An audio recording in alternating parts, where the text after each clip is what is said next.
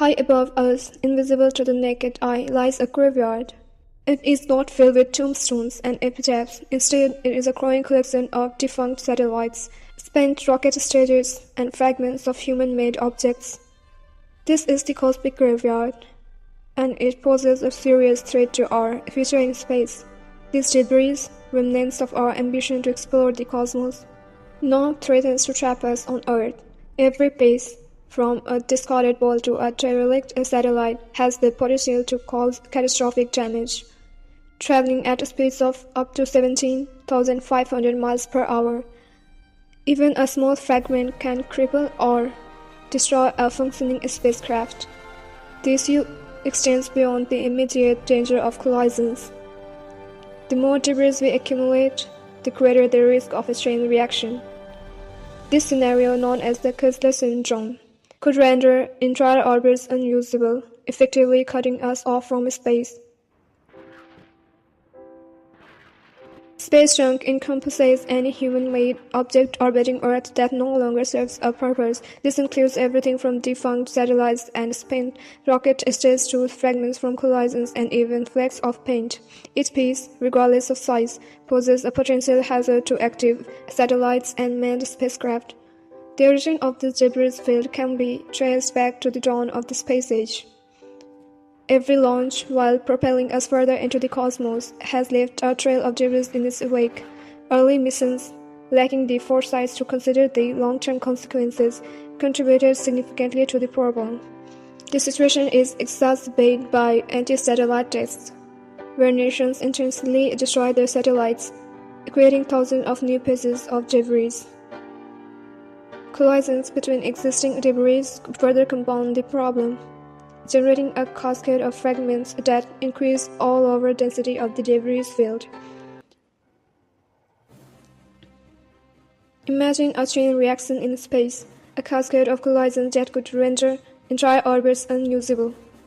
This is the chilling scenario known as the Kessler syndrome, named after Donald J. Kessler, the NASA scientist who first proposed it in 1978. The concept, once confined to scientific circles, has gained wider recognition in recent years, fueled by the growing awareness of the space junk problem.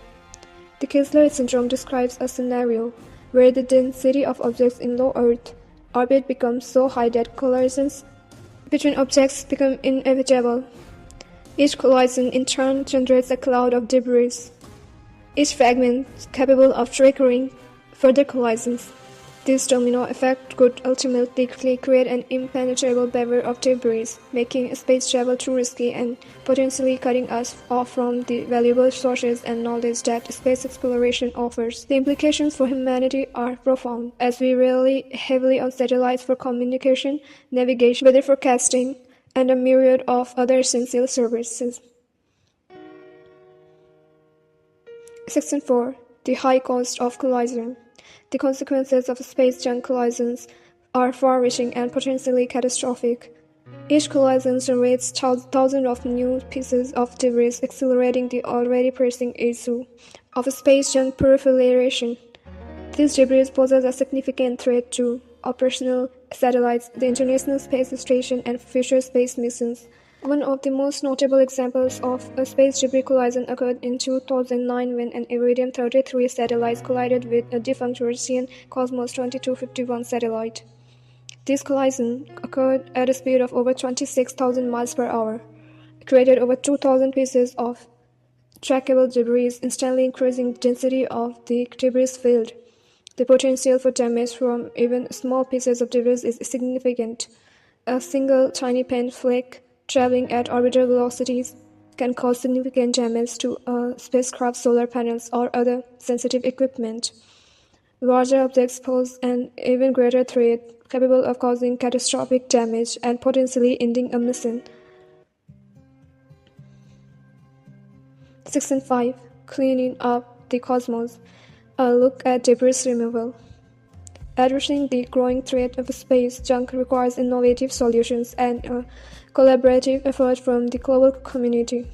Scientists and engineers are actively developing technologies to remove existing debris and mitigate the creation of new debris. One promising approach involves using robotic arms or nets to capture large pieces of debris. Once captured, the debris can be deorbitated, allowing it to burn up safely in Earth's atmosphere. Another approach utilizes lasers, either ground-based or space-based, to nudge debris into a lower orbit, accelerating its natural decay. Other concepts involve using harpoons to grapple debris, electrodynamic death threads to slow down objects, and even giant sails that utilize the fan pressure of sunlight to deorbit debris. Each of these technologies presents its own challenges and requires further development before becoming operational. Section 6. Avoiding the Kessler Cascade. Preventing the Kessler syndrome from becoming a reality requires a two-pronged approach, reducing the creation of new debris and actively removing existing debris. This requires a concerted effort from spacefaring nations, commercial space companies, and international organizations. One crucial step is to implement strict guidelines for spacecraft design and disposal. This includes designing spacecraft with end-of-life plans, such as deorbiting mechanisms or boosting them to higher, less congested orbits. Additionally, promoting the use of environmentally friendly propellants and minimizing the potential for accidental explosions during launch and operation are essential. International cooperation is paramount in addressing this space junk issue, sharing data on debris tracking, coordinating debris mitigation strategies, and establishing international regulation for responsible space operation are crucial steps in preventing the Kessler syndrome. Section 7. Safeguarding our future. In space, the issue of space junk is not merely a technical challenge but a reflection of our responsibility as stewards of space.